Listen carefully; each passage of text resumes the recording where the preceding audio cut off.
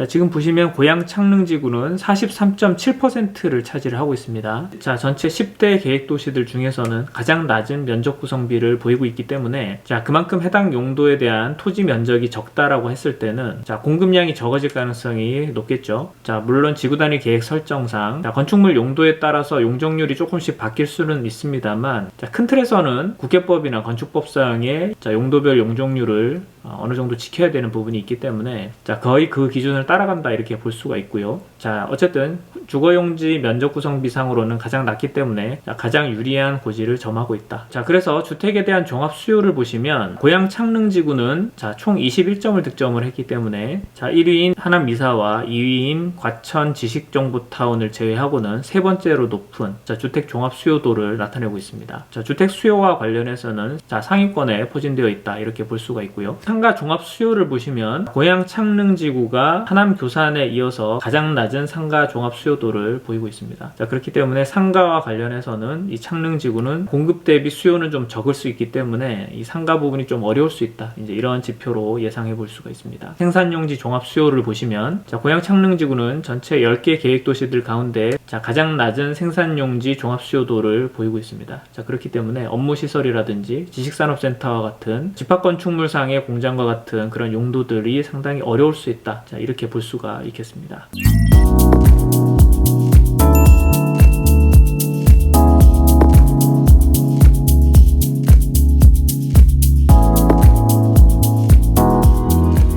자, 3기 신도시인 고양 창릉지구 자, 도시 경쟁력 한번 살펴보도록 하죠. 자, 용도별 토지 공급량 적정성을 가지고 과공급인지 혹은 과소공급인지 자, 향후 용도별 건축물들의 가치에 대해서 한번 예측을 해보는 겁니다. 자, 먼저 주거시설부터 보죠. 자, 주거용도에 해당하는 건축물은 단독주택, 연립주택, 그리고 아파트가 되겠습니다. 자, 먼저 첫 번째 항목은 도시쾌적성인데요. 도시쾌적성은 자, 계획인구당 몇 제곱미터씩의 이 토지가 돌아가는지를 조사를 한 거고요. 서울을 포함한 주요 수도권의 10개 주요 계획도시들과 한번 비교를 해보면 자, 고양 창릉지구는 1인당 91.5제곱미터가 돌아가기 때문에 전반적인 인구 밀도는 상당히 다른 도시에 비해서는 낮다. 이제 이렇게 볼 수가 있고요. 자, 인구당 면적이 클수록 자, 도시 쾌적성이 높다라는 뜻을 가지고 있고요. 고양 창릉지구가 인구당 91.5제곱미터이기 때문에 전반적인 인구 밀도가 상당히 낮다라는 뜻입니다. 자, 그렇게 됐을 때는 주거민 입장에서는 도시가 조금 덜 붐비기 때문에 자, 도시 쾌적성은 상당히 올라간다. 이렇게 보는 겁니다. 자, 그렇기 때문에 고양 창릉지구는 도시 쾌적성 측면에서는 가장 우수하다. 자, 두 번째 주거시설 면적 구성비입니다. 자, 지구단위 계획상에 분양이 가능한 자, 사업지의 용도를 주거, 상업, 그리고 생산용지 이렇게 세 개로 구분을 하고요. 자, 그 중에서 주거용지 비율이 전체 용지 비율 중에서 몇 퍼센트 정도를 차지를 하는지를 보는 거고요.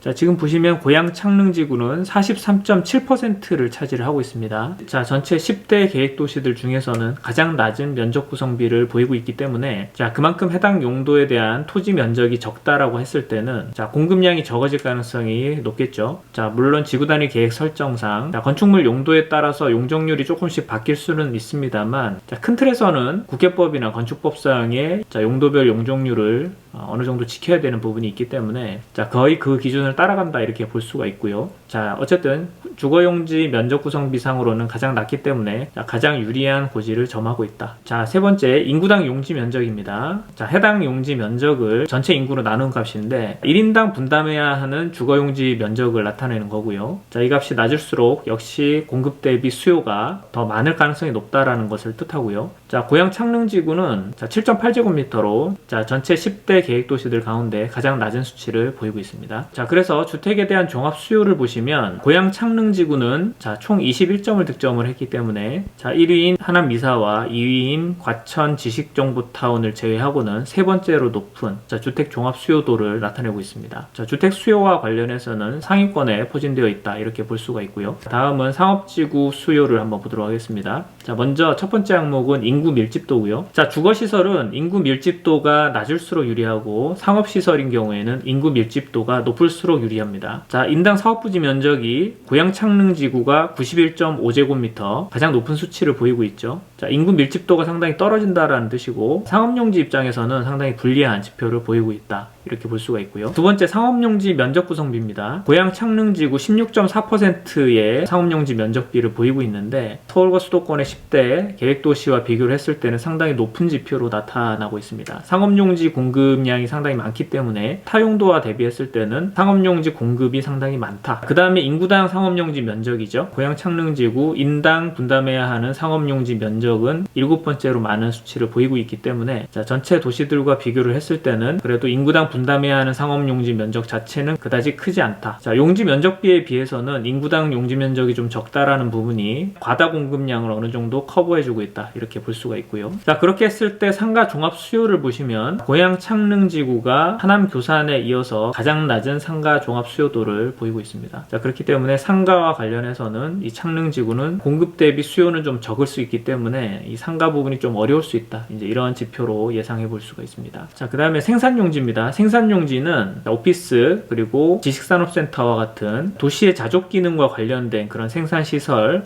업무시설에 관련된 수요다라고 보시면 될 것 같고요. 자, 먼저 생산용지 면적 구성비를 보시면 고양 창릉지구가 전체 신도시들 가운데 가장 높은 면적 구성비를 보이고 있습니다. 그 얘기는 과공급이 우려된다, 이제 이런 뜻이고요. 자, 인구당 생산용지 면적이 고양 창릉이 4번째로 많습니다. 자, 평균보다 한 단계 정도 많은 이제 그런 생산용지 구성비를 보이고 있는데, 평균 정도 수준이다, 이제 이렇게 볼 수가 있을 것 같고요. 자, 그래서 생산용지 종합 수요를 보시면, 자, 고양 창릉지구는 전체 10개 계획도시들 가운데 자, 가장 낮은 생산용지 종합 수요도를 보이고 있습니다. 자, 그렇기 때문에 업무시설이라든지 지식산업센터와 같은 집합건축물상의 공장과 같은 그런 용도들이 상당히 어려울 수 있다, 자, 이렇게 볼 수가 있겠습니다. 그래서 종합적으로 봤을 때 이 주택과 관련된 부분에 있어서는, 자, 고양 창릉이 타용도와 비교했을 때는 공급량 자체가 적을 수 있기 때문에, 자, 주택에 투자하는 것은 나쁘지 않은 선택이다, 이렇게 볼 수가 있고, 그에 비해서 상가라든지 지식산업센터와 같은